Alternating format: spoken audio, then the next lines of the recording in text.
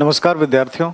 अभी हम लोग अप्लाइड एथिक्स के मुद्दों पर बात कर रहे थे और अब तक आपने देखा है कि किस तरीके से यूथेनेसिया के संदर्भ में बातें की गई और किस तरीके से आपने ये देखा मॉब लिंचिंग के कॉन्टेक्स्ट में बात हुई और अप्लाइड एथिक्स का क्या अप्रोच है। ये दो बड़े चैप्टर हैं जहाँ से प्रश्न पूछे जाएंगे।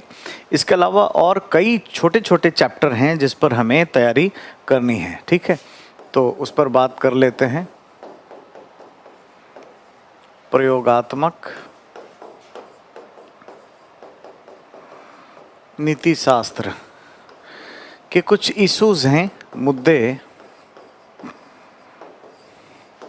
जिस पर हमें चर्चा अभी करनी है। ठीक है, तो पहले तो कुछ छोटे छोटे चैप्टर हैं जिसको हम लोग देखेंगे, जैसे लिंग भेद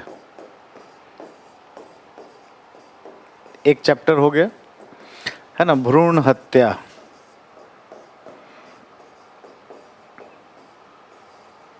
है ना, तो जेंडर बायसनेस या फिर एबॉर्शन या भ्रूण हत्या एक ये चैप्टर है।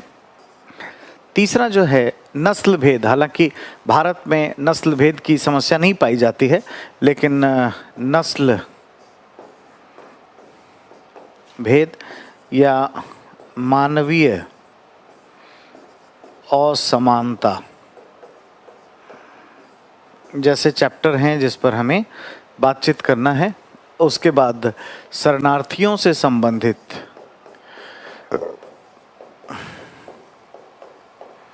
शरणार्थियों का मुद्दा भी एक विषय है इसमें जो हमें देखना है ना। और कुछ बड़े चैप्टर में हैं जैसे इन्वायरमेंटलिज्म, पर्यावरणवाद। ठीक है, पर्यावरणवाद जैसे विषय भी इसमें शामिल हैं। तो ये सारे इम्पॉर्टेंट हैं। ये हमें लगता है कि एग्ज़ाम में आया हुआ है फिर भी इम्पॉर्टेंट है। और अभी रोहिंग्या जैसे मैटर पर यहाँ से आ सकता है सवाल। रोहिंग्याज के इश्यूज पर यहाँ से सवाल पूछे जा सकते हैं। ठीक है, तो कई सारे चैप्टर हैं जो हमें 1 बाय 1 तैयार करना है। ठीक है, तो इसमें स्टार्ट कर लेते हैं। सबसे पहला जो मुद्दा है इसमें हम लोग लिंग भेद को लेकर के देखेंगे, है ना। लिंग भेद हमें इसमें बच्चों बेसिकली एक आइडिया डेवलप करना है। ये उस तरीके से नहीं पढ़ना चाहिए जैसे इंडियन सोसाइटी में पढ़ते हैं या भारतीय समाज में जैसे पढ़ते हैं वैसा इसको पढ़ा नहीं जाना चाहिए। ठीक है, हम लोग इसको एक एथिक्स के हिसाब से पढ़ेंगे। निबंध में भले ही इसका प्रयोग कर सकते हैं। इस तरह के आइडियाज़ को कभी भी इंडियन सोसाइटी में नहीं उठाया जाता है, ये ध्यान रखिए। ठीक है, तो हमें लिंग भेद के बारे में प्रयोगात्मक नीति शास्त्र क्या कहता है, उसकी आइडियोलॉजी क्या है, उसका विचार क्या है, इस पर हमें बातचीत करना है। तो सबसे पहले तो हमें ये जानना है कि समस्या क्या है और ये समस्या जो है एथिक्स के हिसाब से बात करना है। एथिक्स में भी हमें जो है वो अप्लाइड एथिक्स के हिसाब से पहले तो बात करनी है कि इसकी चुनौती क्या है, अप्लाइड एथिक्स क्या मानता है इसको लेकर के। ठीक है, फिर हमें ये देखना होगा कि ऐसी समस्या का समाधान कैसे करेंगे और ये भी एप्लीकेशन ही देखना है। अप्लाइड एथिक्स के नज़र से ही हमें बात करनी है। ठीक है, यहाँ ध्यान रखें कि इस समस्या को बताने का नज़रिया हमारा सामाजिक नहीं होगा, समाज का नहीं होगा। ठीक है, ये नैतिक होगा। एथिकल डायमेंशंस पे हमें बात करना है। तो जो आप इंडियन सोसाइटी में पढ़ते हो वैसा नहीं, मैं बार बार दोहरा रहा हूँ, उस तरह की चीज़ों पर बल नहीं देना है, थोड़ा अलग है। और ऑस्ट्रेलिया के एक थिंकर हैं जिनका नाम है पीटर सिंगर, जिन्होंने बहुत अच्छे तरीके से अपने विचार को व्यक्त किया है और ये ऑस्ट्रेलिया के एक तरीके से चिंतक हैं। ठीक है, इन्होंने अपनी बात को बहुत ही बढ़िया तरीके से प्रस्तुत किया है, जिस पर हम लोग चर्चा करेंगे और जिस पर देखेंगे एग्जैक्टली जो लिंग भेद है, इसकी जो समस्या है, मूल समस्या जो कारण है, वो ये माना गया है, पीटर सिंगर ऐसा कहते हैं कि वास्तव में जो मनुष्य है वो भेदभाव जो करता है लिंग के आधार पर, उसका मूल कारण जो है शारीरिक बल है। शारीरिक बल या शारीरिक सौष्ठव, मतलब पुरुष जो है वो थोड़ा शरीर से थोड़ा बलवान होता है, तो उसने अपनी सत्ता को स्थापित किया है इस शारीरिक बल के आधार पर। मैं, है ना, की सत्ता को स्थापित करता है। और पुरुष जो है थोड़ा सा सेक्सुअली भी ज़्यादा एक्टिव होता है। ठीक है, यौन सक्रियता अधिक। ठीक है, ये सभी जो है अट्रैक्शन का भी सोर्स एक तरीके से बनाता है, और कहीं ना कहीं अथॉरिटेटिव प्रैक्टिसेस ये पुरुष का महिलाओं के प्रति ये होता है। शारीरिक बल के साथ साथ जो है एक सुरक्षा का भाव है ना, महिलाओं में, महिलाओं में पुरुष के साथ जो है सुरक्षा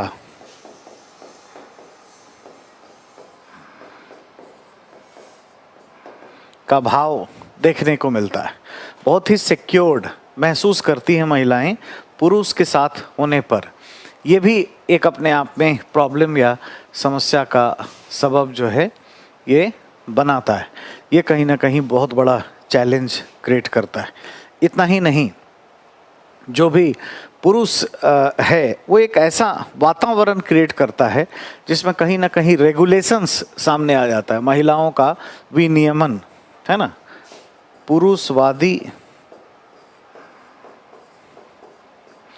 पुरुषवादी मानसिकता से क्या होता है,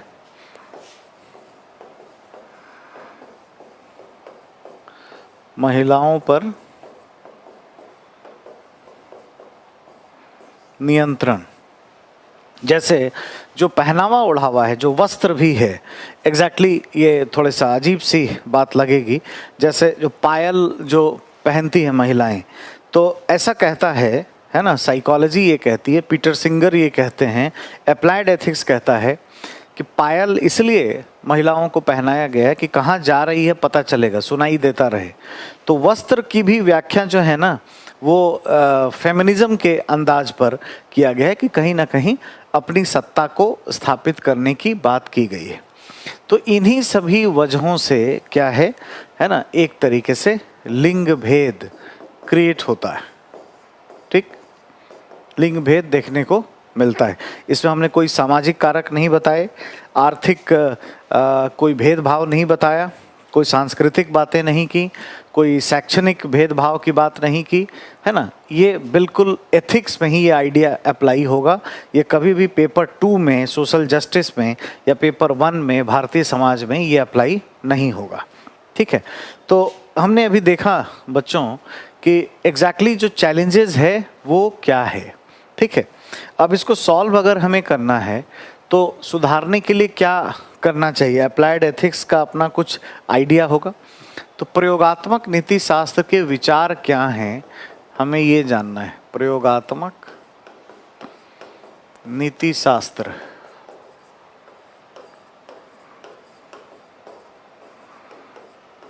के विचार, है ना, ये किस पर, लिंग भेद की स्थिति में हमें देखना होगा। ठीक है, अप्लाइड एथिक्स ने मनुष्य के जो है विज्ञान का अध्ययन किया, अनुभव किया, जो मेंटल साइकोलॉजी है उसका, और ये बताया कि अगर हम विज्ञान की बात करें, ठीक है, यदि हम विज्ञान की बात करें तो महिलाओं का जो दक्षिणी मस्तिष्क है, राइट ब्रेन स्ट्रैटेजी, वो ज़्यादा बेहतर होता है। ठीक है, तो महिलाओं का दक्षिणी मस्तिष्क जो है वो क्या है, ज़्यादा परिपक्व है। ठीक है, जैसे आप देखोगे ऐसा कि हम लोग देखते हैं कि अगर रात में माता और पिता दोनों सोए हैं तो बच्चा रोता है तो माँ का नींद टूट जाता है।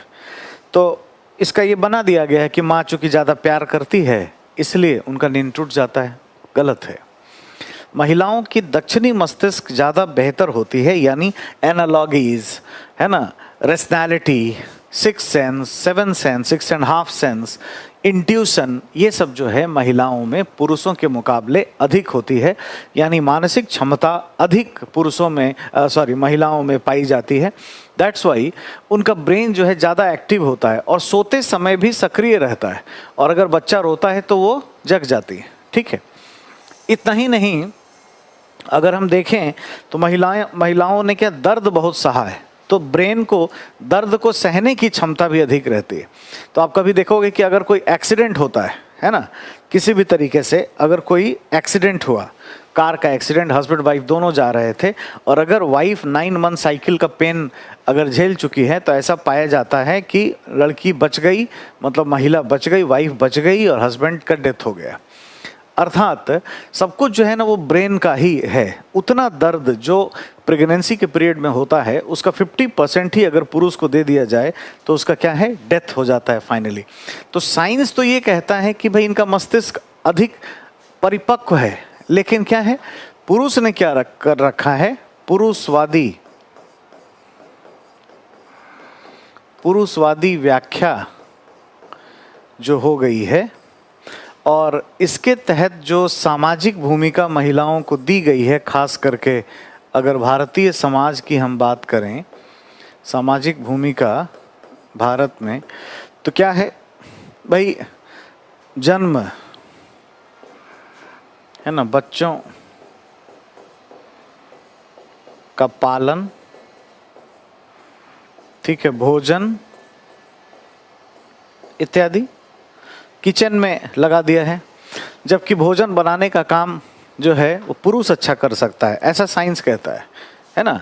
साइंस ये कहता है कि ये सब काम जो है पुरुष अच्छा कर सकता है और महिलाएं पढ़ने लिखने वाला काम अच्छा कर सकती हैं।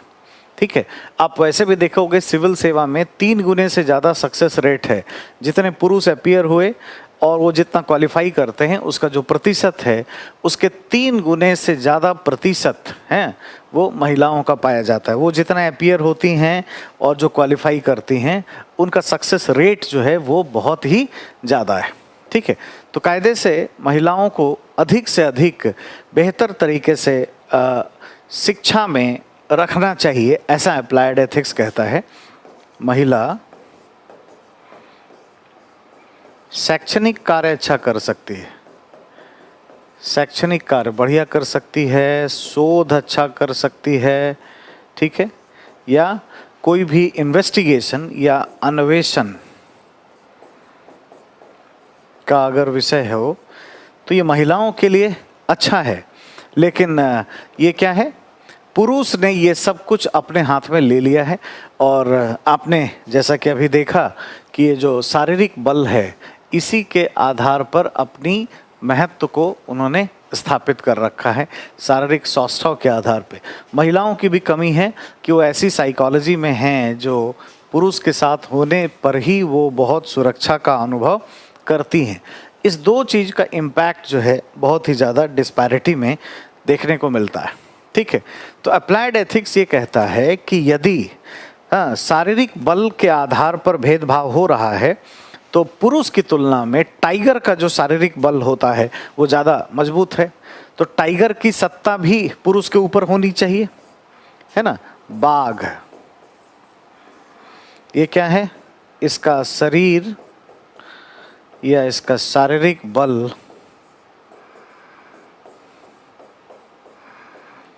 पुरुष से ज़्यादा है। आप अगर टाइगर रिजर्व में गए होंगे तो आप देखे होंगे कि 300 केजी का होता है, 300 केजी। जो स्वस्थ होगा 300 किलो का होगा। मनुष्य 300 किलो का नहीं होता है, 100, 125, 150 किलो तक है, उसके बाद गड़बड़ ही होता है। तो इतना ज़्यादा फैटी हो जाएगा तो इतना दौड़ भी नहीं पाएगा। अब देखोगे कि टाइगर को गर्दन पीछे घुमाने नहीं आता है। एक बार अगर चलना शुरू हो गया तो आपको जिप्सी पीछे लेना पड़ता है, बाएं दाएं घुमाने नहीं होता। Once a tiger always a tiger. और अगर दिमाग थोड़ा घूम गया और तड़प गया तो हाथी को भी क्रॉस कर जाता है, और नाखून वाखून भी लग गए तो कई लोग इधर उधर हो जाएंगे।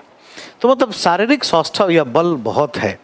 तो फिर ये कहता है, मैं अगले पेज पर आ जाता हूँ, कह रहा है अप्लाइड एथिक्स कि यदि बाघ शरीर से मजबूत है तो क्यों नहीं बाघ की सत्ता पुरुष के ऊपर स्थापित की जाए। अतः बाघ को, है ना, पुरुष से बेहतर प्राणी क्यों नहीं माना जाना चाहिए।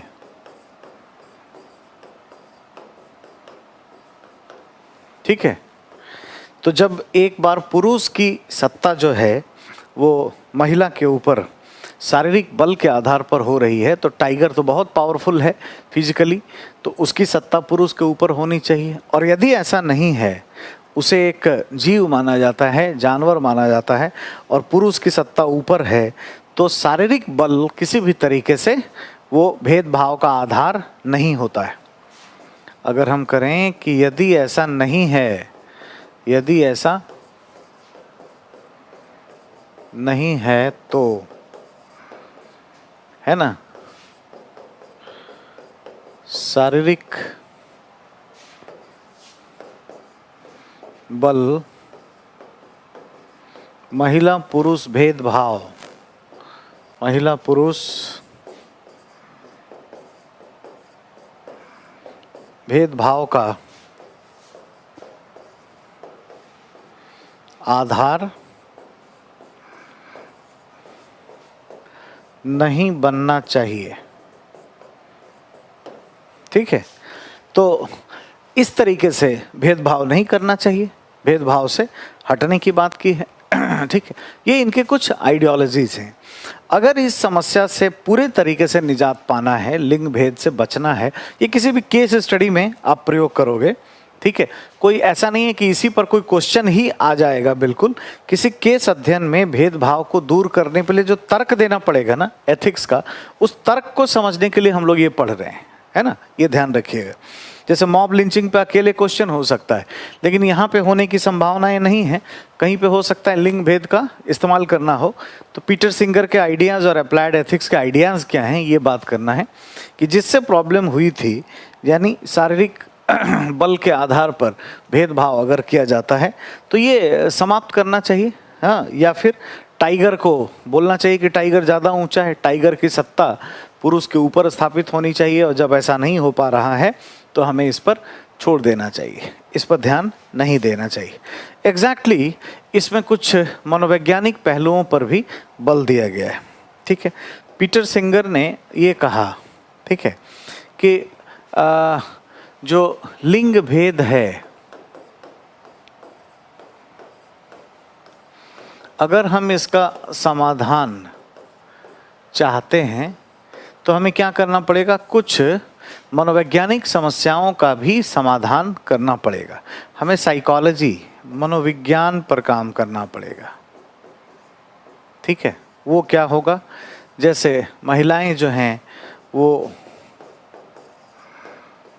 सुरक्षा पसंद करती पुरुष के साथ होने से, इस माइंडसेट को छोड़ना पड़ेगा। ठीक है। खुद से फाइट करना पड़ेगा, फ्रंट रनर बनना पड़ेगा, ये बहुत ज़रूरी है। सुरक्षा की भावना जो है इसको चेंज करने की ज़रूरत है। पुरुष के साथ ही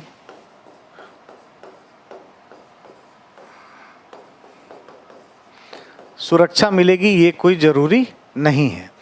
दूसरा हमें ये कि women should be front runner, उन्हें मुख्य धारा में आना पड़ेगा। ठीक है, मुख्य धारा में मतलब फ्रंट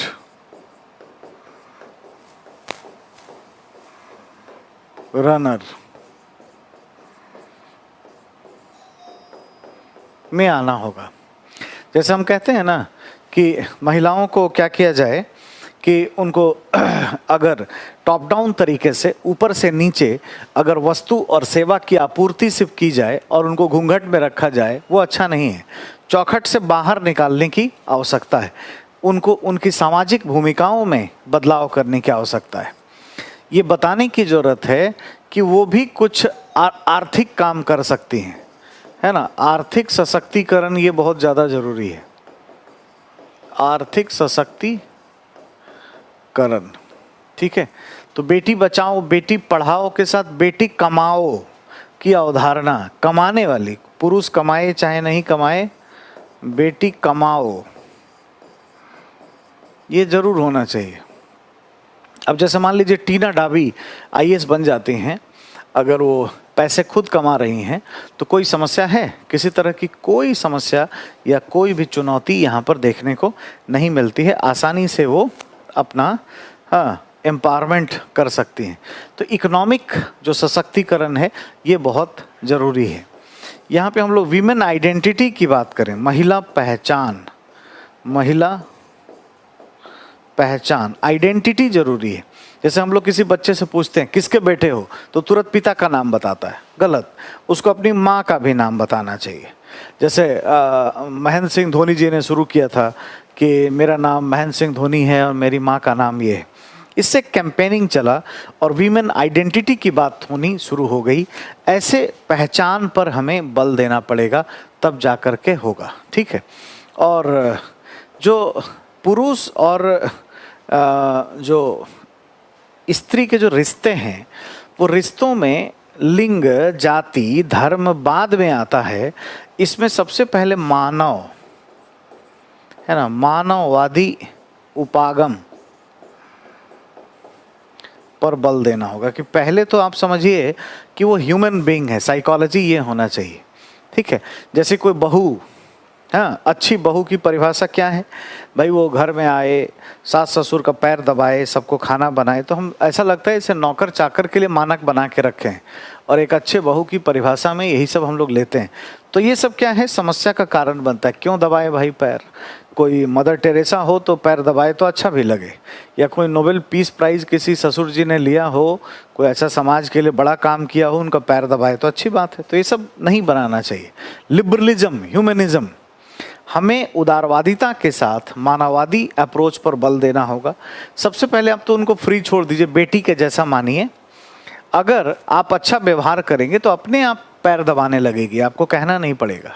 तो हमारे यहाँ क्या है, लिबरलिज्म का अभाव है, उदारवादी अप्रोच नहीं है। उदारवादी उपागम पर हमें बल देना होगा। तो अगर हम वाकई समस्या का समाधान चाहते हैं तो हमें इन चीज़ों पर ध्यान देने की ज़रूरत पड़ेगी। इसी से लिंग भेद जो है वो समाप्त होगा। ठीक है। तो ये एक विषय था जिस पर हमने अप्लाइड एथिक्स के आइडियाज़ को देखा। ठीक है। इसके आगे हम बढ़ते हैं और अब एक चैप्टर है एबॉर्शन का, है ना, भ्रूण हत्या।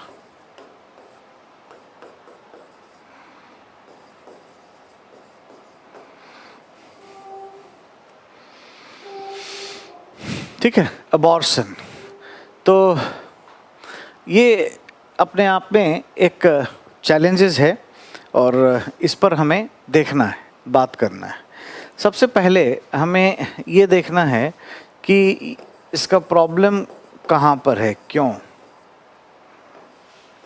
है ना, ये कब जायज़ है या सही है according to the applied ethics.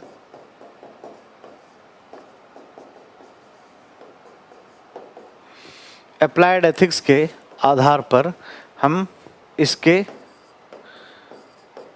विचार को भी देखेंगे, है ना, कि कब ये सही है और कब गलत है। ठीक है, तो सबसे पहले तो ये जानना है कि भ्रूण हत्या क्यों होती है ना, क्यों वाली बात कर लें। हम लोग बात कर रहे हैं अबॉर्शन जैसे विषय के लिए, है ना। क्यों होता है, क्या क्या वजह है। अगर इंडियन सोसाइटी में देखें तो एक तो क्या है, पुरुषवादी,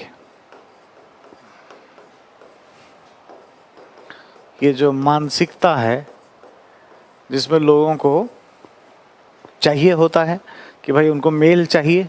ठीक है, स्वयं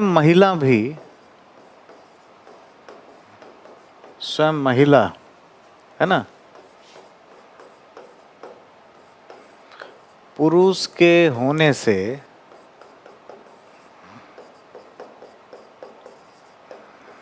सुरक्षा का अनुभव करती है। ऐसा है कि भ्रूण हत्या कोई बीमारी के वजह से भी हो सकता है, बीमारी माता को हो, बीमारी है ना उस भ्रूण को ही हो, ऐसा हो जिसमें दोनों के मृत्यु की संभावनाएं हों। ठीक है, ये है। कई बार हम लोग अपने भौतिक विकास के लिए भी ये करते हैं, भौतिक विकास को ध्यान में रखकर कि अभी हमारा करियर है। भौतिक विकास का मतलब है कि करियर विकास को ध्यान में रख के कि भाई अभी हम बच्चे का लालन पालन नहीं कर सकते, अभी हमें ये पैसा कमाना है, घर बनाना है, गाड़ी रखना है, इत्यादि इत्यादि। और उस केस में भी लोग ऐसा करते हैं।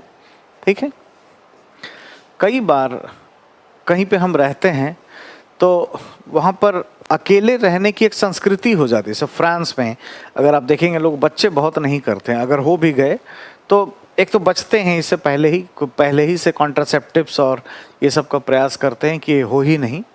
तो इसकी अपनी एक संस्कृति भी हो जाती है। संस्कृति क्या है, एक न्यूक्लियर लाइफ स्टाइल की संस्कृति है ना।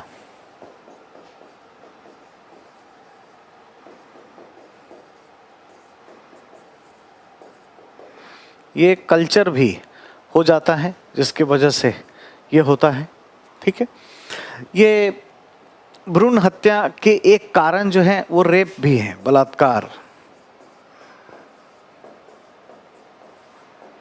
कई बार अनायास किसी लड़की के साथ अगर रेप हो जाता है और खुदा ना खास्ता अगर उसको गर्भधारण हो जाता है तो उसमें भी कुछ हीन भावना या सुसाइडल टेंडेंसी डेवलप हो जाती है जिसकी वजह से उसको करना पड़ता है। ठीक है, और भी कोई एक्सीडेंट से भी हो सकता है, कोई दुर्घटना ऐसी हो गई हो जिसके बाद उस भ्रूण को नुकसान पहुंचता हो या माता को नुकसान पहुंचता हो और इसकी आवश्यकता पड़ गई हो, ऐसा हो सकता है। कोई आपदा हो सकती है, आपदा जिसकी वजह से भ्रूण हत्या की जरूरत पड़ जाए, एबॉर्शन करने की आवश्यकता पड़ जाए। मे भी कोई इसके वजह से ऐसी बीमारी हो, कोरोना किसी को हो जाए और भ्रूण में ही कोई ऐसी बीमारी लग जाए तो ऐसा हो सकता है, इत्यादि।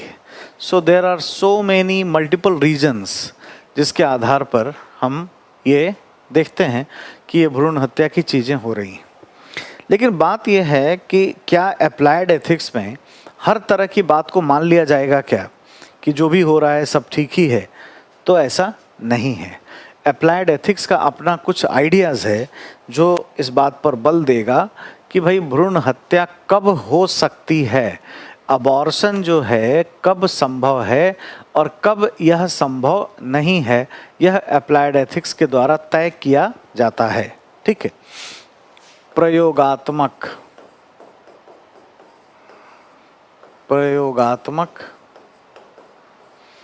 नीति शास्त्र के विचार। प्रयोगात्मक नीति शास्त्र के विचार किस चीज पर? जाहिर है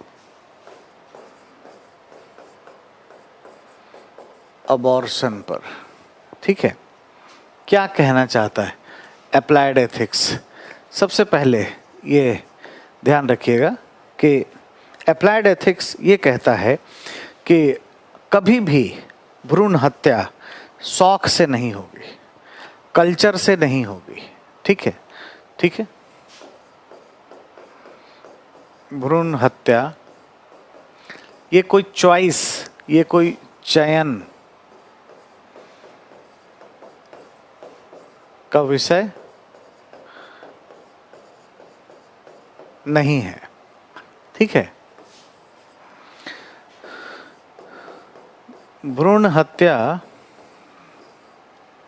ठीक है, ये करियर विकास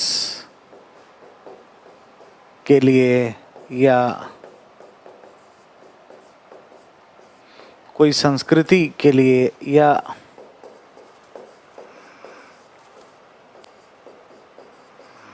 भौतिक जीवन के लिए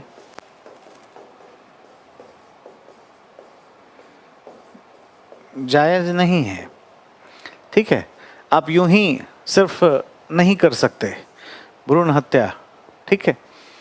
भ्रूण हत्या या अबॉर्शन जो है सिचुएशन को ध्यान में रख के होगा। आप जानते हैं कि अप्लाइड एथिक्स जो है प्रयोगात्मक नीति शास्त्र कुछ परिस्थिति का चर्चा करेगा, कुछ सिचुएशन में हो सकता है, कुछ परिस्थिति की बात ये करता है, ठीक है। और वो परिस्थिति क्या होगी ये ध्यान दीजिए, कब ये पॉसिबल है, कब ये हो सकता है। जैसे माता को कोई बीमारी हो गई हो तब ये संभव है, ठीक है। ये भ्रूण को ही ऐसी बीमारी हो, ठीक है। दोनों का मतलब है जच्चा और बच्चा, माता और भ्रूण, दोनों के मृत्यु जो है वो संभावित हो, कि अगर एबॉर्शन नहीं किया गया तो ऐसी कोई बीमारी है जिससे दोनों का डेथ हो सकता है। रेप हो, बलात्कार, हाँ, जैसी स्थिति हो गई हो, प्लस माता में, अभी इस पर बात करेंगे, अभी तो सिचुएशन देख रहे हैं। आत्महत्या की प्रवृत्ति विकसित हो गई हो, ठीक है। रेप हो और माता में आत्महत्या की प्रवृत्ति विकसित हो गई हो। एक्चुअल में आयरलैंड में ऐसी एक घटना हुई थी, ये सच्ची घटना पर आधारित है। आयरलैंड में 13 साल की एक लड़की का रेप हो जाता है और वहाँ पर जो है उसको गर्भधारण हो जाता है, उसमें सुसाइडल टेंडेंसी बहुत है। तो उसके माता पिता ये सोचते हैं कि इसको एबॉर्शन कराते हैं और वो आयरलैंड से इंग्लैंड जाते हैं, क्योंकि आयरलैंड में कानून है कि एबॉर्शन आप नहीं करा सकते। Abortion is illegal in Ireland, constitutionally ban है, लीगली बैन है, स्टैट्यूटरी कोई उसके लिए आदेश दिए नहीं गए हैं। तो इंग्लैंड में कोई कानून नहीं है, ठीक है। लेकिन वहाँ जाते हैं तो क्या होता है इस पे बात करेंगे। तो ये भी एक सिचुएशन है जिस पर ये हो सकता है, ठीक है। फिर ये है कि जब भ्रूण में सिचुएशन ये है कि भाई बीमारी उमारी हो, ऐसा रेप वेप हो जाए, कुछ ऐसी स्थिति हो गई हो, भ्रूण में हलचल ना हो, भ्रूण में है ना कोई गति अगर ना हो तो मे बी डेड हो सकता है। उस केस में उसका त्याग ही जरूरी है, क्योंकि हलचल तब होगी जब उसमें आत्मा का प्रवेश हो जाएगा। तो ये कुछ सिचुएशन की बात करता है अप्लाइड एथिक्स, जहाँ पर ये पॉसिबल है, जहाँ पर यह संभव है। अब संभव के लिए क्या क्या चीज़ें होंगी उस पर बात करेंगे, देखेंगे, ठीक है। अभी तो हम लोग क्या देख रहे हैं, इसके विचार क्या है, क्या कहता है? भ्रूण हत्या है ना, चयन नहीं, चॉइस नहीं हो सकता आपका। कोई करियर डेवलपमेंट के लिए, लाइफ स्टाइल के लिए, न्यूक्लियर लाइफ स्टाइल के लिए आप इसका चॉइस नहीं कर सकते, इस सिचुएशन में कर सकते हैं। दूसरा, हमें ये ध्यान देना है कि हम लोग विचार पर बात कर रहे हैं। दूसरा ये ध्यान देना है कि जो अप्लाइड एथिक्स है वो ये कहता है कि हम क्रिएटर तो हो सकते हैं, डिस्ट्रॉयर नहीं हो सकते हैं, है ना। Any one can be a creator but can not be a destroyer, ठीक है। हम जन्मदाता बन सकते हैं,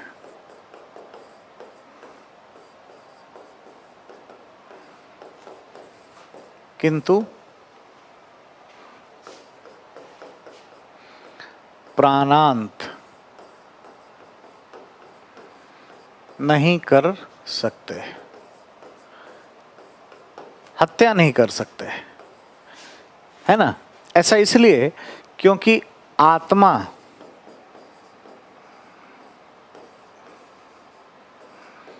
जन्मदाता होती है, परमात्मा जो है ये क्या है, प्राणांत कर सकता है। परमात्मा का काम है। God can be a destroyer but soul only will be, should be, would be, ought to be a creator, जन्मदाता ही हो सकते हैं। अगर आप देखेंगे तो ये सेम तर्क जो है सर्वोच्च न्यायालय ने आरुषि हत्याकांड में दिया था। आरुषि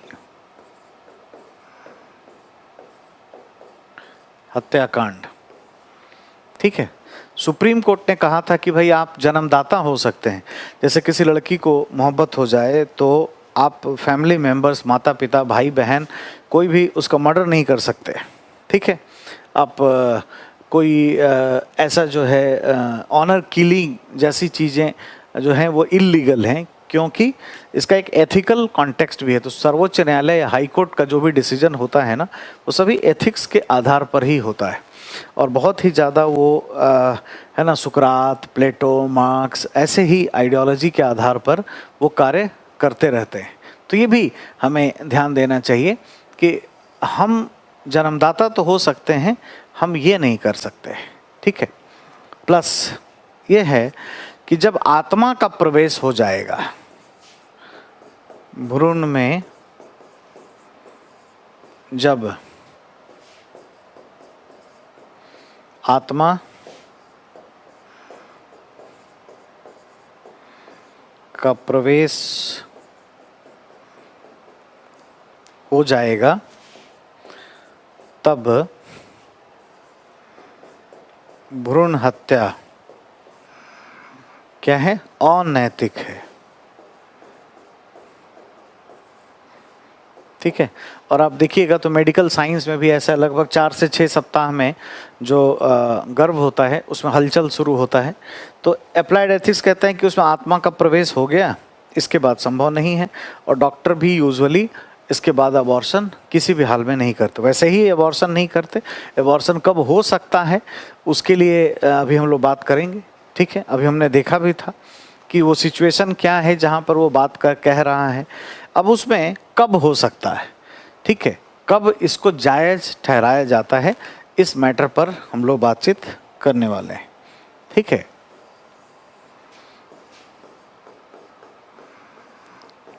भ्रूण हत्या नैतिक, एक तो पहले ही कहा भाई कि सामान्य धर्म ये कहता है कि हत्या वत्या नैतिक तो होती नहीं है। आत्मा सृजन करता हो सकती है, प्राणांत नहीं कर सकती है, ये बातें हम लोगों ने देखी हैं। लेकिन भ्रूण हत्या की स्थिति को हम कब नैतिक कहेंगे और कब अनैतिक कहेंगे, इस मैटर पर भी हमें थोड़ी सी चर्चा करनी है। और ख़ास करके अप्लाइड एथिक्स के आइडियोलॉजी को ध्यान में रखकर यहाँ चलना है और उसकी बात हमें करनी है, ठीक है। सबसे पहले, है ना, भ्रूण हत्या की बात करें तो माता के मृत्यु की संभावना, कैसे भी संभावनाएं कैसे भी हो सकती हैं। कोई ऐसी बीमारी हो गई हो, ठीक है, कोई दुर्घटना से हो, कोई आपदा जैसी चीजें इसमें शामिल हों, ऐसा कुछ भी पॉसिबल हो तो ये संभव है, ये हमें देखने को मिलता है, ठीक है। दूसरी बात, भ्रूण के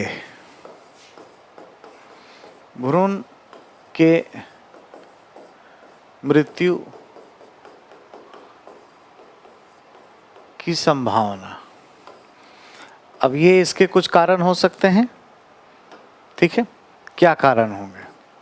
हो सकता है इसका विकास ना हुआ हो, विकास का ना होना। ऐसा संभव है कि कोई बीमारी हो गई हो, ठीक है, दुर्घटना या कोई आपदा का असर हो, ठीक है, ये संभव है। ये दो हमने चीज देखे, ये तभी हो सकता है।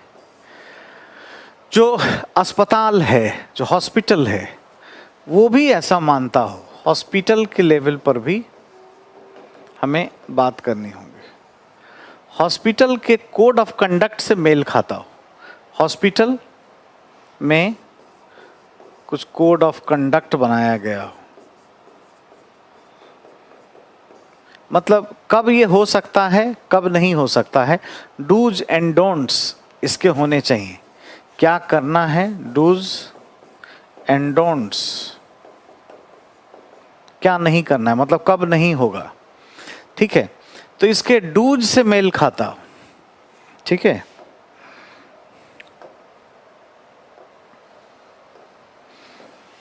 डूज से मेल खाता कि हाँ जी ऐसे में हो सकता है, कोई ऐसी बीमारी जिसमें ये संभव हो और इसके लिए कानूनी आधार हो। लॉ भी कुछ सिचुएशन ऐसा देता हो कि किस बीमारी में, किस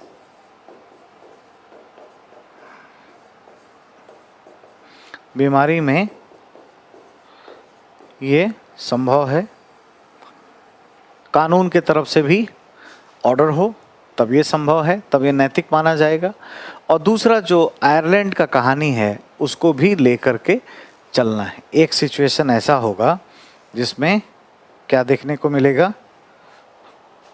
बीच में थोड़ा कुछ ऑब्स्टेकल्स हो गया था, वहाँ से हम लोग आगे बढ़ेंगे। और हम लोग भ्रूण हत्या पे बातचीत कर रहे थे और अप्लाइड एथिक्स फाइनली उसमें क्या कहता है, इन तमाम बातों पर हम विचार करेंगे।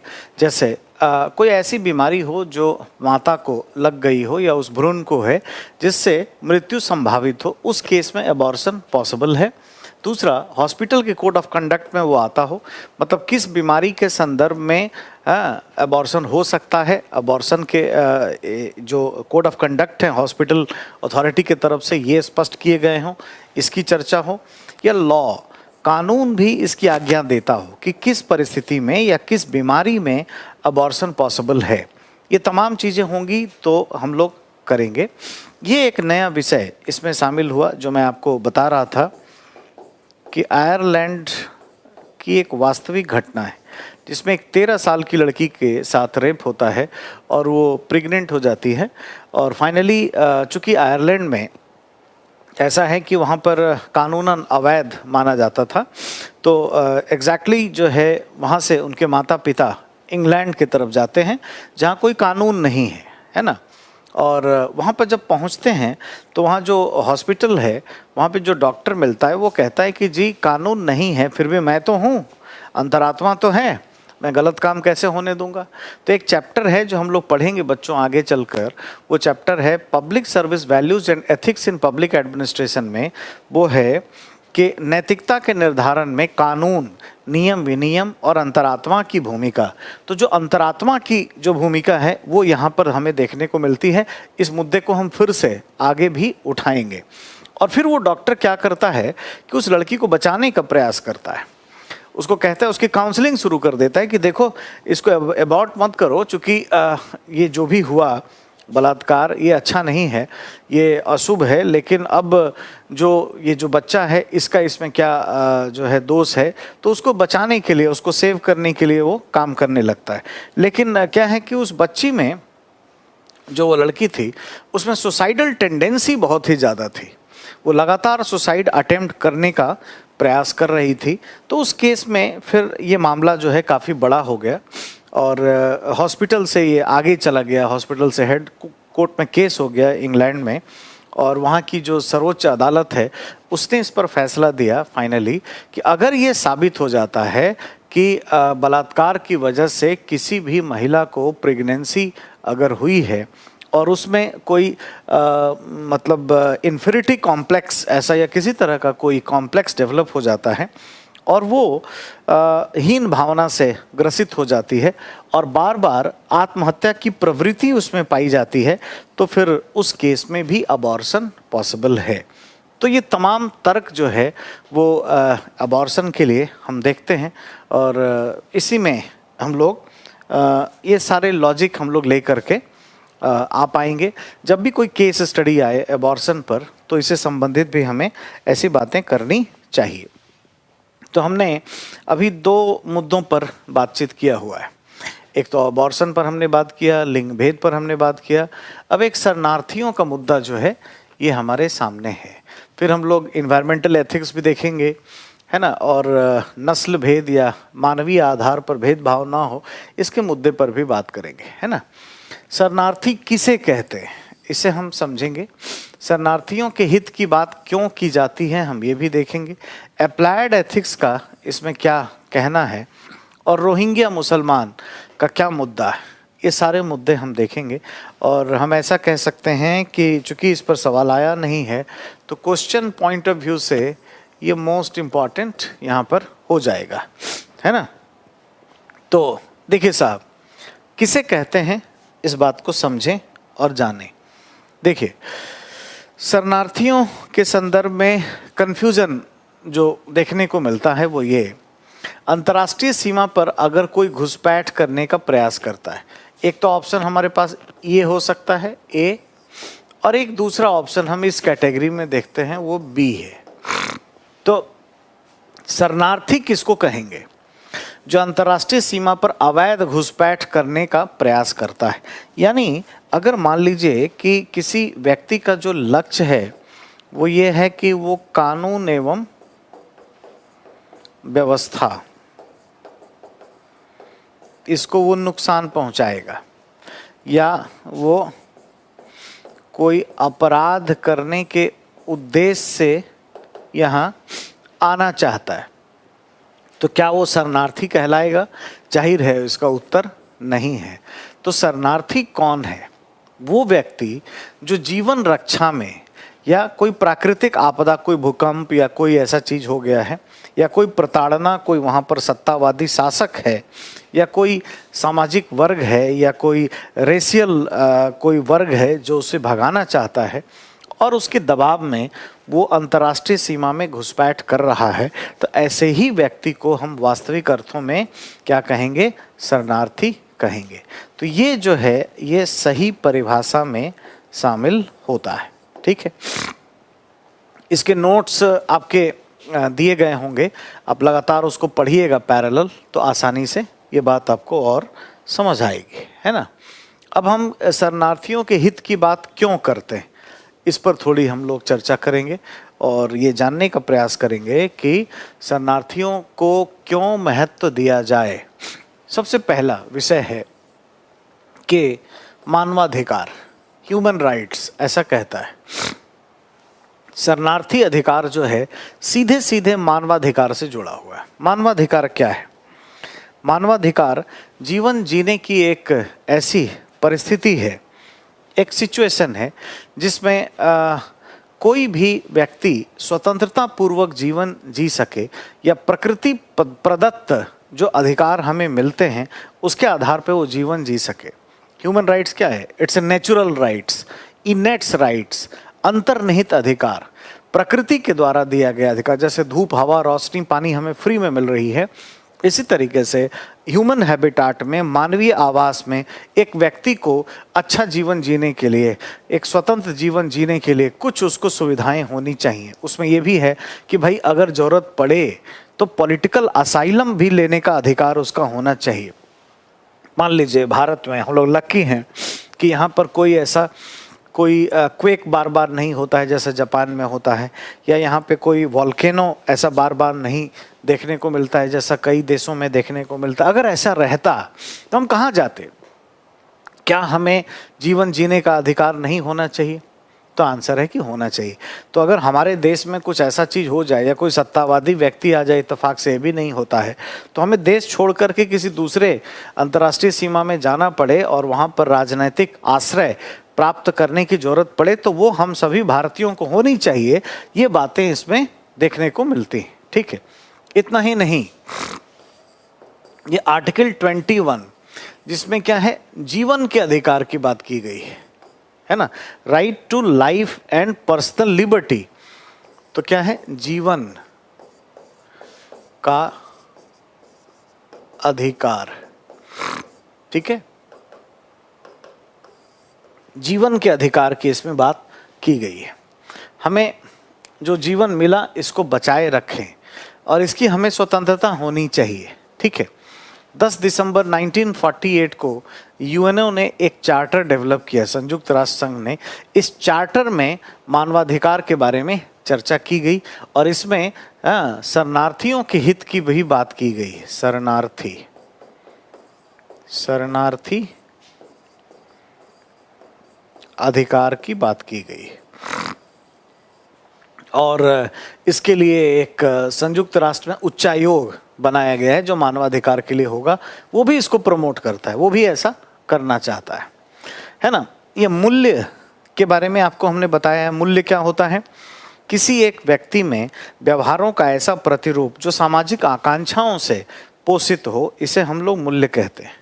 तो मूल्य, भारतीय मूल्य भी ऐसा कहते हैं, अंतर्राष्ट्रीय मूल्य भी ये चाहते हैं कि शरणार्थियों के हितों की बात की जाए, है ना। जैसे कमजोर वर्गों के प्रति संवेदना होनी चाहिए, सहिष्णुता होनी चाहिए, दया, करुणा, है ना, सहानुभूति, परानुभूति, ये सब चीज जो है मूल्य, ये ऐसा कहते हैं कि भाई शरणार्थी के हित की बात होनी चाहिए। क्योंकि दया करुणा किस पर करोगे? पिछड़े पर, दुखी जो है उस पर। और शरणार्थी से ज़्यादा दुखी कौन है? कोई भी अपना देश, अपना घर छोड़कर दूसरी जगह थोड़ी जाना चाहता है सामान्य परिस्थिति में। हो सकता है कि करियर विकास की तलाश में, अच्छे जीवन की तलाश में कुछ लोग अमेरिका जाना चाहते हो, लेकिन हर बार ऐसी स्थिति नहीं होगी। ठीक है, अगर कहीं से किसी को भगाया जाए बड़ी संख्या में, बड़ी मात्रा में, तो वहाँ से अगर हम कोई अपने जीवन रक्षा के लिए किसी देश में जाना चाहते हैं तो कोई करियर के हित के लिए तो है नहीं। तो ये वैल्यू सिस्टम भी हमें प्रेरित करता है कि शरणार्थियों के अधिकार पर बल देना हमें चाहिए। ये जो विश्व बंधुत्व की जो संकल्पना है, फेटर्निटी, या हम ऐसा कह सकते हैं ग्लोबल कॉस्मोपॉलिटनिज्म, ये भी शरणार्थियों के हित की बात करता है। बिना, है ना, शरणार्थी के हित के कभी भी विश्व बंधुत्व जैसी चीज़ों पर हम बात नहीं कर सकते। ठीक है, ह्यूमैनिस्टिक, मानववादी विचारधारा भी इसके पक्ष में है, जो ये कहती है, एक सामान्य सी बात है कि हम अगर पहले ह्यूमन बीइंग को देखें, ह्यूमन सेंस को देखें, मानवीय स्पिरिट को देखें, तो उसमें शरणार्थियों को, ये भी चूँकि मानव हैं, इनके हित की बात जरूर होनी चाहिए। और एक जो है लिबरल पैराडाइम, है ना, उदारवादी अप्रोच। उदारवाद क्या है कि कोई व्यक्ति अपने विचारों में, सोच में स्वतंत्र है विचार बनाने के लिए। तो उदारवाद ये कहता है कि व्यक्ति को अधिकार होता है कुछ करने का। ठीक है, तो अगर हम देखें तो शरणार्थी, वो भी तो एक व्यक्ति है, तो उसको भी तो अधिकार होना चाहिए, उसे भी कुछ सोचने का, अपनी संस्कृति बनाने का, अपना जीवन जीने का, है ना, उसको भी अधिकार होना चाहिए। तो उदारवादी अप्रोच भी शरणार्थी अधिकार की बात करता है कि भाई शरणार्थी को अधिकार होना चाहिए। ठीक है, तो ये हमें यहाँ पर ध्यान रखना है। अब हमें ये जानना है कि शरणार्थियों के संदर्भ में जो अप्लाइड एथिक्स है वो क्या कहता है। हम कोई और चैप्टर नहीं पढ़ रहे, मतलब हम कोई समाज विज्ञान नहीं पढ़ रहे हैं, हम एथिक्स पढ़ रहे हैं। तो एथिक्स के अपने तर्क हैं, अपना मूड है, अपना वोकैब है, अपने तौर तरीके हैं, हमें उस पर ही ध्यान देना चाहिए। वो क्या कहता है? अप्लाइड एथिक्स कहता है, जैसे आप सुने होंगे या कई बार न्यूज़ में भी आप पढ़ते हैं, ऐसा जानते हैं कि कई बार संसाधनों का अभाव है तो हम शरणार्थियों के अधिकार को क्यों रखें। जैसे रोहिंग्या के लिए कहा जाता है कि भारत में खुद ही गरीबी, भुखमरी, बीपीएल ये सब इतना ज़्यादा है और इसमें अगर कहीं से बाहर से कोई और आ जाता है तो इसका बर्डन बढ़ जाएगा। तो ये सही नहीं है, हमें उनको नहीं रखना चाहिए। ऐसा तर्क भी कई बार कुछ दिया जाता है, हालांकि आलोचनात्मक तर्क है, ये सही नहीं है। ठीक है, तो ये पॉइंट है। अप्लाइड एथिक्स ये समझाता है कि साहब आप ऐसा नहीं कर सकते, है ना। जो भी संसाधन का अभाव है ना, ये कोई तर्क नहीं है कि शरणार्थियों को वापस कर दिया जाए। शरणार्थी अधिकार के विरुद्ध ये नहीं है। 2 रोटी है तो भी आप उसमें से 1 रोटी शरणार्थी को दीजिए, ये कोई लॉजिक नहीं है, इसका निगेट करता ही है। ठीक है, और जाहिर है ऐसा क्यों है, अभी हमने देखा ये सारे लॉजिक कि क्यों शरणार्थी के हित की बात की जाती है, ये तमाम पॉइंट्स इसके पीछे हैं और इसी वजह से इसका विरोध किया जाता है। दूसरा कि जो शरणार्थी हैं उनको घुलने मिलने का अवसर होना चाहिए। जैसे अगर भारत में देखें तो दलाई लामा 1959 से आए हुए हैं, है ना। मतलब आप समझिए कि पूरी दुनिया में ऐसा कोई पैराडाइम, ऐसा कोई दूसरा उदाहरण नहीं है जहां इतनी बड़ी संख्या में कोई इतने ज़्यादा लोगों को लेकर के आया हो, है ना, जो हम लोग यहाँ पर देखते हैं। जैसे दलाई लामा के बारे में अगर बात करें तो दलाई लामा हमारे यहाँ काफ़ी सारे लोगों के साथ आए हुए हैं और अपने 60 साल वो मना चुके हैं। 2019 तक अगर देखें तो उनको काफ़ी ऑटोनॉमी और फ्रीडम दी गई है। अब वो सभी जो है घुलते मिलते हैं, जो हमारे नॉर्थ ईस्ट रीजन के हमारे भाई बहन हैं उनके साथ वो मिल करके शादी विवाह, उनके प्रथा परंपरा उनसे मैच करते हैं। चूँकि उनकी प्रजाति मैच करती है, छोटी छोटी आँखें हैं तो प्रोटोमंगोलाइड, ठीक है, रेस के भी वो हो जाते हैं। उनको ये अधिकार होना चाहिए और हम लोगों ने ऐसा दिया भी है। ये अपने आप में बहुत इम्पॉर्टेंट विषय वस्तु हो जाता है। तीसरी बात यहाँ पर यह कहा गया है कि जो भी शरणार्थी होंगे, ठीक है, अभी रोहिंग्या पर आएंगे, आप ये ना सोचें कि रोहिंग्या को नहीं दिया जा रहा है घुलने मिलने का अवसर, तो क्यों है, अभी तमाम चीज़ों पर हम बात करेंगे, है ना। आप थोड़ा पेशेंस रखिए, पहले ये समझ लीजिए कि अप्लाइड एथिक्स इसमें अल्टीमेटली क्या चाहता है या उसका किस तरह का अप्रोच यहाँ पर देखने को मिलता है। ठीक है, तीसरी बात यहाँ कही गई कि स्वतः संकल्प के आधार पर ही वापसी हो, मतलब जबरन उन्हें लौटने के लिए बाध्य नहीं करना चाहिए। जो भी शरणार्थी हों उन्हें डांट के, धमका के जबरन लौटाने का प्रयास नहीं करना चाहिए। इतना ही नहीं, जिस देश का क्षेत्रफल ज़्यादा हो वहाँ पर वापसी के लिए प्रयास करना चाहिए। और इन अर्थों में और कोई नज़र नहीं आता है और वो है ऑस्ट्रेलिया।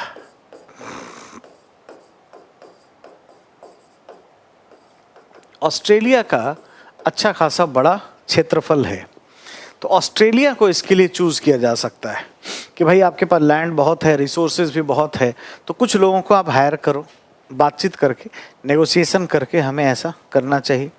इसके बाद कुछ मानववादी देश होते हैं या कुछ देश ऐसे हैं जहाँ पर जो मानववादी भी हैं और जहाँ जनसंख्या का अभाव है, जैसे फ्रांस में लोग विवाह बहुत नहीं करते, बच्चे बहुत नहीं होते हैं, तो उनके यहाँ इसकी आवश्यकता है।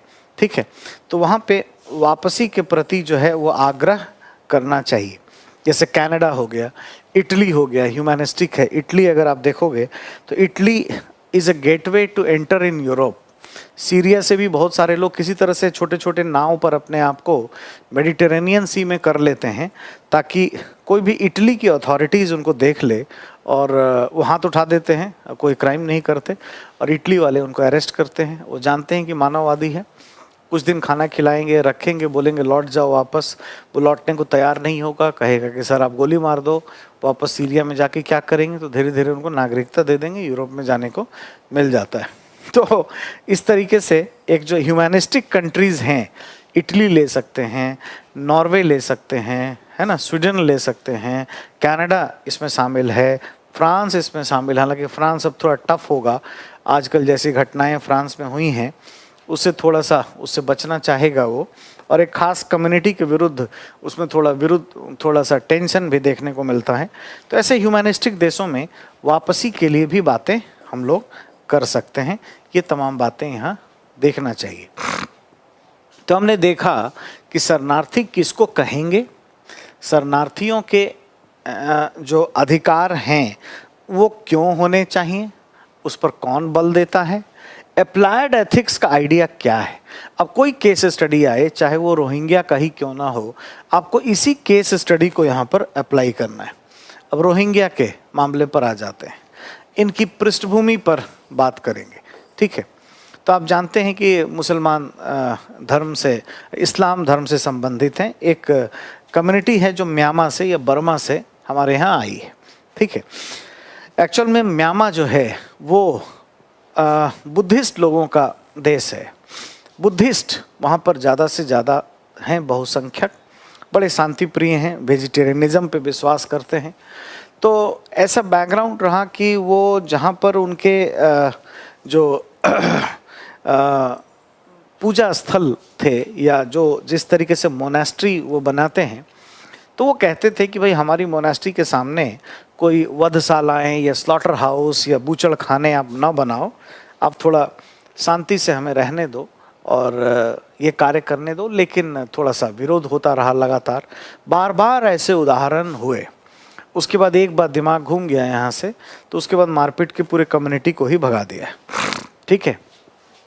अब वो वहाँ से प्रताड़ित हैं, म्यांमार से एक तरीके से प्रताड़ना से आए हैं, और वो भी बुद्धिस्ट लोगों के द्वारा किया गया है, ठीक है। अब ये आ करके इनको कहीं पे, अब चाइना इनको रखा नहीं, चाइना तो शूट कर देगा वैसे ही, ठीक है, ह्यूमैनिस्टिक पैटर्न कुछ है नहीं वहाँ पे। तो इन लोगों ने भारत में शरण लिया, ठीक है। अब भारत सरकार बहुत पॉजिटिव नहीं रहती है। भारत सरकार ने लिखित रूप से इसके लिए अंडरटेकिंग दे रखी है, एक ज्ञापन दे रखा है सुप्रीम कोर्ट को लिखित रूप से, और ये कहा है कि भाई ये जो कम्युनिटी है, ये जो समुदाय है, ये क्या है, ये एंटी स्टेट एक्टर है, एंटी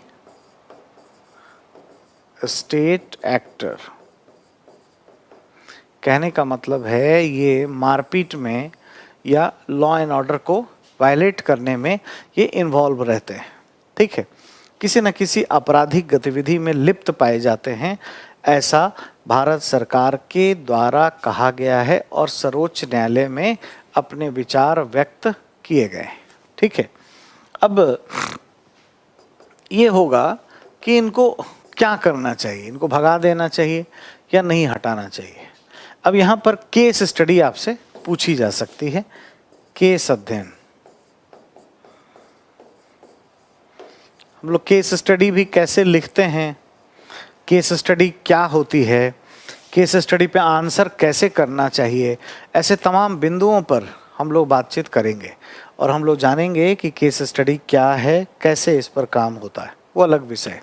क्वेश्चन क्या होगा, मिस्टर एक्स मिस्टर वाई करके होगा कि, या आप पर पूछ दिया जाएगा कि आप विदेश मंत्रालय में विदेश सचिव के पद पर हैं और एक समुदाय है जो माइग्रेंट्स के रूप में यहाँ आई है, शरणार्थी के अधिकार चाहती है, लेकिन ऐसी बातें हैं, मतलब ऐसी बातें मतलब ये है, हाँ, अपराध में, कानून व्यवस्था के उल्लंघन में, आंतरिक सुरक्षा के खतरों में, आंतरिक विप्लव में इन्वॉल्व है।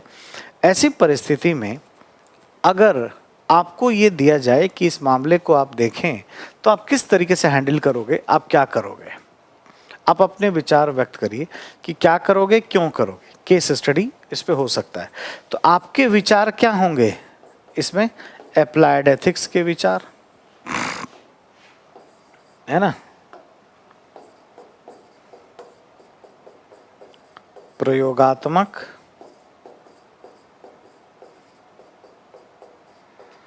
नीति शास्त्र के ही विचार जो हैं आपको व्यक्त करने होंगे और कुछ नहीं करना है, ठीक है। और वो विचार क्या हैं, स्पष्ट दिख रहा है। आप क्या बोलोगे कि सबसे पहले मैं उनके मदरलैंड से, जहाँ से वो आए हैं, जैसे म्यांमार से बात करूँगा कि वहाँ पर वो लौट जाएं, ठीक है। और उन्हें जब तक कि ये नेगोशिएशन चल रहा है, क्योंकि वो मानव हैं, मानवाधिकार उन्हें ये अधिकार देता है, या ये इसमें से ये पॉइंट्स कुछ उठाएंगे, संवेदना, सहिष्णुता, मानववादी, उदारवादी या उपागम, एक व्यक्ति को शरणार्थी का अधिकार देता है। इसलिए हम लोग क्या करेंगे, उन्हें इसमें रहने देंगे, भले ही भारत में संसाधनों का अभाव क्यों ना हो, लेकिन ये कहीं से भी तर्क नहीं बनता है कि किसी शरणार्थी को वापस कर दिया जाए। और वैसे भी भारत में अतिथि देवो भव का अप्रोच है, पृथ्वी शांति वनस्पतयः शांति की विचारधारा भारत में पाई जाती है। इसका जो दार्शनिक आधार है ये बड़ा मजबूत है, इसलिए मैं इन्हें जबरन वापस लौटने को नहीं कहूँगा, इनके मदरलैंड से बात करूंगा। अगर नहीं मानता है तो फिर जैसे कोई बड़ा क्षेत्रफल वाला देश जैसे ऑस्ट्रेलिया या अन्य मानववादी देश लाइक कनाडा है ना, या यूरोपियन देश या स्कैंडिनेवियन कंट्री जैसे नॉर्वे इत्यादि, उनसे बात करेंगे कि वो उनको क्या रिहेबिलिटेट कर सकते हैं, वहाँ पर रिहेबिलिटेशन का प्रयास करेंगे। प्लस क्वेश्चन में ये था कि उसमें कुछ लोग जो है वो एंटी स्टेट एक्टर हैं, यानी अपराध कर रहे हैं, कानून एवं व्यवस्था में इन्वॉल्व हैं, आंतरिक सुरक्षा के खतरे इनसे देखने को मिलते हैं। तो हम लोग ये बताएंगे कि ऐसी परिस्थिति में सारे समुदाय को दोषी ठहराना उचित नहीं होता है। इसमें से जो व्यक्ति इसमें इन्वॉल्व होगा उस पर कार्रवाई करके उसे दंड देंगे और पूरे समुदाय को दोषी नहीं ठहराएंगे। तो आपके इसी आधार पर विचार होंगे। जो आइडियाज़ यहाँ से है, इसी आइडियाज़ को जो क्वेश्चन पूछा जाएगा अपनी भाषा में सरलता से वहाँ हमें प्रस्तुत करना चाहिए, ठीक है। ये बात समझ में आ रही है? इतनी बातें हमें यहाँ पर करनी होगी। अगर ये तमाम बात हम प्रस्तुत करते हैं, निश्चित रूप से 100% मार्क्स हमें इससे मिल जाएंगे। तो हमने लिंग भेद देखा, भ्रूण हत्या के बारे में बातें की, शरणार्थियों के भी बारे में बात की। अब थोड़ी सी चर्चा जो है इसमें हम लोग आगे, है ना, अभी करेंगे। फिर एक बड़ा सा चैप्टर होगा, एक अलग पूरी क्लास होगी, जो क्लास हम लोग पर्यावरणवाद, इन्वायरमेंटलिज्म पर देखेंगे और उस पर बातचीत करेंगे, ठीक है। इससे पहले कि इन्वायरमेंटलिज्म पर बात हो, अभी हमें जो टॉपिक देखना है वो है ना, नस्ल भेद। नस्ल भेद, नस्ल भेद। यद्यपि ये भारत में नहीं है और ब्लैक वाइट की प्रॉब्लम जो है अमेरिका में अधिक देखने को मिलती है, यहाँ हम इसको मानवीय समानता के मुद्दों से देख सकते हैं, ठीक है।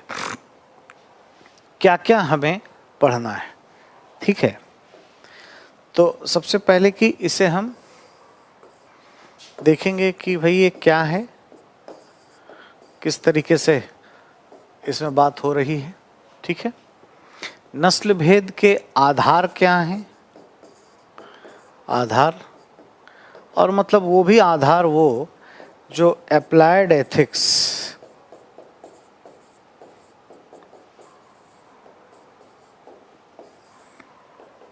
को समझ में आता है, ठीक है। और जाहिर है कि इसे दूर करने के लिए अप्लाइड एथिक्स के तर्क क्या है, हमें तीन ही बातें अच्छे से पढ़नी है। इसके निराकरण के लिए, निराकरण हेतु क्या है? अप्लाइड एथिक्स प्रयोगात्मक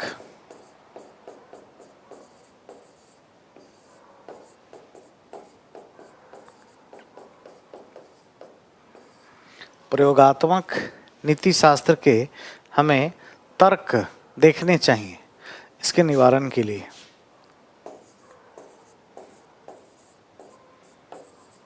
ठीक है, ये कुछ बिंदु हैं जिनका ध्यान हमें रखना है। ये तीन आधारों पर इस विषय को देखना है। मैंने पहले ही कहा कि ये भी एक छोटा सा विषय होगा और कोई केस स्टडी आता है उसमें तर्क क्या है, अप्लाइड एथिक्स क्या सोच क्या रहा है, इसे हमें उसमें शामिल करना होगा। इस बात को ही बेसिकली हमें ध्यान में रख करके चलना है। ठीक है, तो आगे बढ़ते हैं। क्या की बात करें, क्या है, ठीक है। देखिए, नस्ल भेद जब ना जाति या धर्म इत्यादि नहीं, जब क्या है रंग के आधार पर हम लोग कुछ भेदभाव करें, ठीक है, या प्रजाति के आधार पर, रेस के आधार पर करें। जैसा अमेरिका में काले और गोरे के बीच में देखने को मिलता है, जैसे ब्लैक एंड वाइट। आप मॉब लिंचिंग पढ़े हो, आप जानते हो कि यूएस में मॉब लिंचिंग की जो समस्या रही है वो क्या है, ब्लैक वाइट की समस्या से जुड़ी हुई समस्या रही है, जिससे यूएस में मॉब लिंचिंग भी हुआ करती थी, ठीक है। ये अपने आप में एक इसी से जुड़ा हुआ विषय है और ये तमाम चीज़ इसमें शामिल होता है, अर्थात प्रजाति या रंग, त्वचा के आधार पर, इसमें भी त्वचा को शामिल करते हैं, के आधार पर अगर भेदभाव किया जाए या स्ट्रैटिफिकेशन किया जाए, वर्गीकरण, है ना,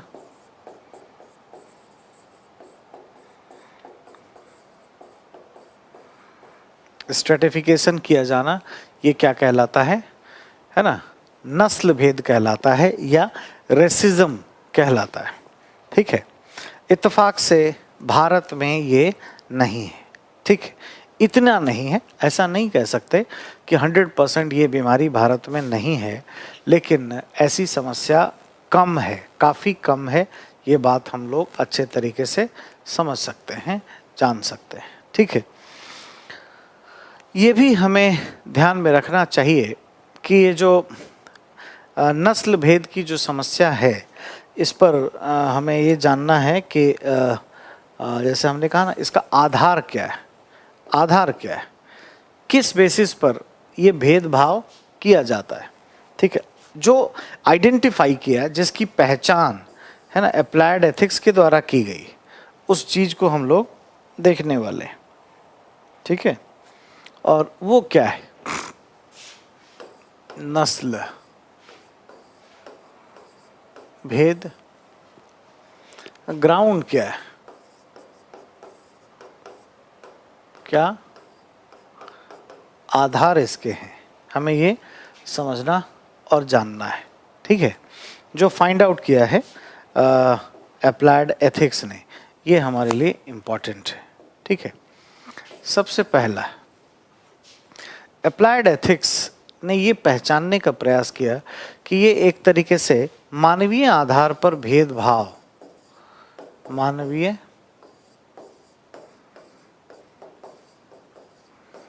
भेदभाव का परिणाम है ना। जब मानव मानव के आधार पर भेद की बात करते हैं, तभी नस्ल भेद उत्पन्न होता है, क्योंकि जाति, धर्म, रंग, त्वचा, प्रजाति, नृजाति, ये सब तो मानव के बाद आता है ना। पहले मानव है, उसके बाद ही में ये सब चीज़ें देखने को मिलती हैं।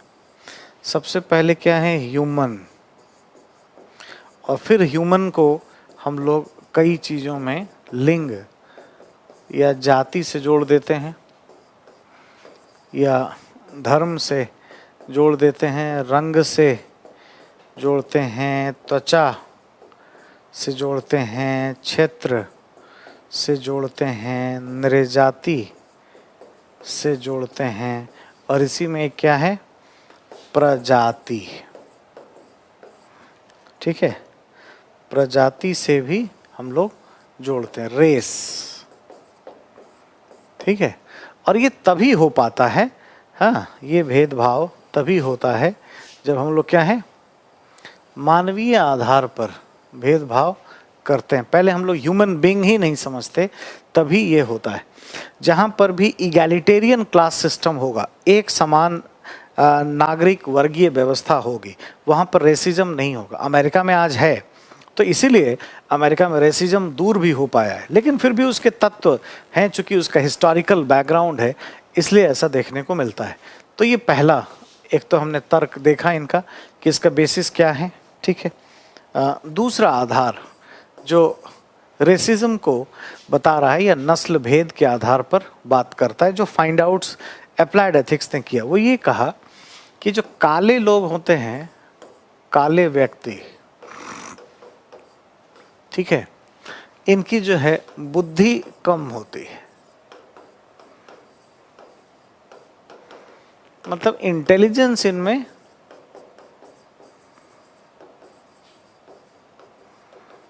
कम पाया जाता है। ये एक मान्यता है, एक अवबोधन है, परसेप्शन है।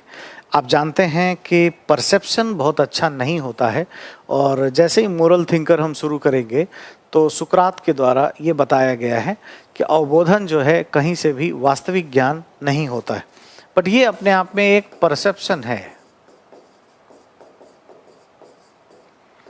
परसेप्शन या अवबोधन यहाँ देखने को मिलता है, ठीक है, जिसमें ये माना गया है कि जो ब्लैक लोग होते हैं इसमें इंटेलिजेंस का अभाव होता है, और परसेप्शन वास्तव में कहीं पर भी अच्छा नहीं होता है। परसेप्शन के आधार पर कोई फैसला हमें नहीं करना चाहिए। इतना ही नहीं, जो आईक्यू लेवल है, आईक्यू लेवल, ये भी क्या है, काले व्यक्ति, काले व्यक्ति का कम होता है, ठीक है, और इसीलिए भेदभाव है, इसीलिए वर्गीकरण है। जो काले लोग हैं, काले व्यक्ति, इनको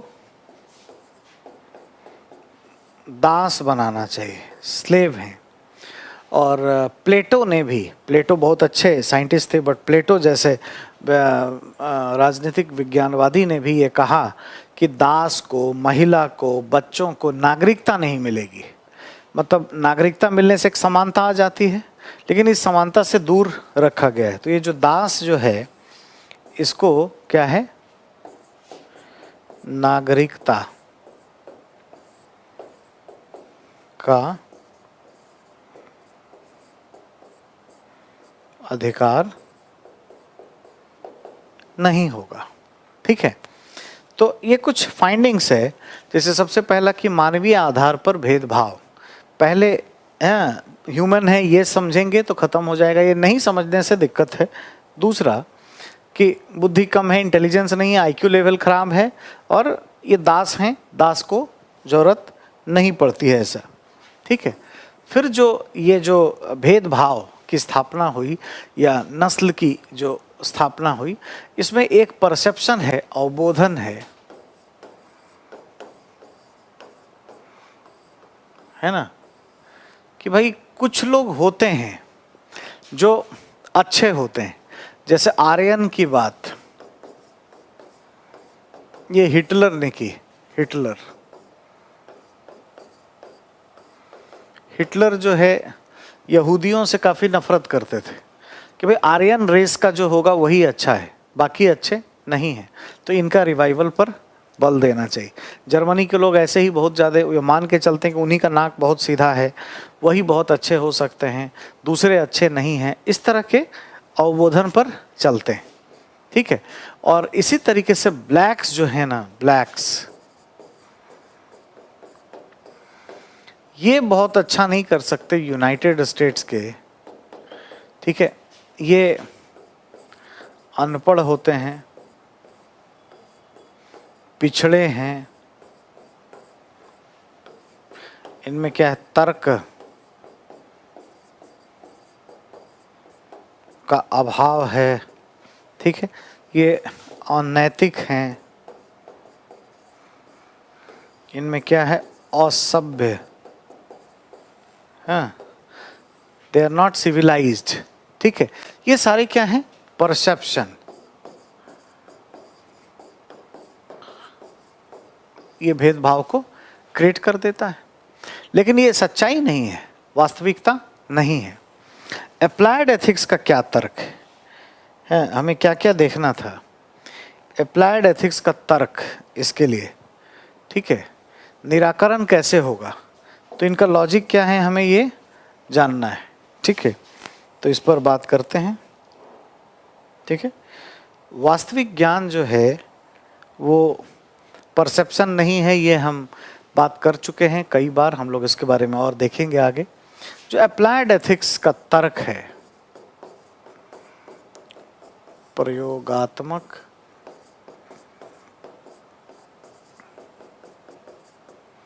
नीति शास्त्र का तर्क क्या है, क्या कहता है कि भाई नस्ल भेद समाप्त हो जाएगा। कब? जब हम मानवीय समता पर बल देंगे। अगर हम मनुष्य को सोल से, आत्मा से समझें कि भाई हम ये शरीर या हमारी जाति या रंग, त्वचा, धर्म छोड़ दें, आत्मा से हम अगर बात करें तो सबकी आत्मा एक जैसी है, एक जैसी उसमें अंतरात्मा की आवाज आएगी। तो आत्मा पर जैसे ही जाएंगे तो समता की बात होने लगेगी, ठीक है। दूसरा जो है, ये उदारवादी अप्रोच पर जाएं, उदारवादी उपागम। सभी व्यक्ति को अपने लिए विचार करने, सोचने, आगे बढ़ने का अधिकार है ना। व्यक्तिवादी विचारधारा इसमें जुड़ी हुई है। तो जो ब्लैक्स भी हैं वो भी समानता पाने के हकदार हैं, इस तरह से, ठीक है। ये कहता है कि यदि ब्लैक्स को भी समान अवसर मिले, समान अवसर, अवसर का मतलब क्या है, शिक्षा वाइट के जैसी मिले, इसे संचार उसी के तरह किया जाए, इसको अवसंरचना, इंफ्रास्ट्रक्चर वाइट के जैसा दिया जाए, तो ये भी अच्छा करने लगेंगे, ये भी बराबरी पर आ जाएंगे। और जहाँ तक आईक्यू का सवाल है, तो आईक्यू कैसे मापते हैं हम लोग, इमोशनल इंटेलिजेंस में पढ़ेंगे, और वो होता है mental as divided by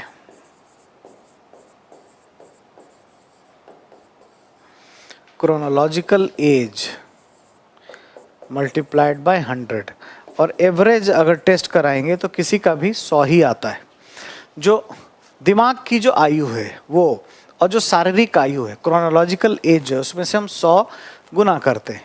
mental as divided by मानसिक आयु में शारीरिक आयु से भाग देकर 100 से गुना करते हैं, ठीक है। ये तमाम चीज़ें हमें देखने को मिलती हैं, नज़र आती हैं। ये जहाँ पर भी होगा, ठीक है। अगर हम ब्लैक के लिए देखें, वाइट के लिए देखें, तो ऑलमोस्ट ये क्या है, अब आइंस्टाइन टाइप का ब्रेन हो तो ही ज़्यादा होगा, 100 आता है, तो फिर भेदभाव कैसा। इसलिए हमें भेदभाव में बिलीव नहीं करना चाहिए, हमें क्या है, इससे दूर करने का प्रयास करना चाहिए। तो ये कुछ तर्क थे अप्लाइड एथिक्स के, ठीक है। तो अगली क्लास में हम लोग इन्वायरमेंटल एथिक्स के बारे में बात करेंगे, ठीक है। थैंक यू, धन्यवाद।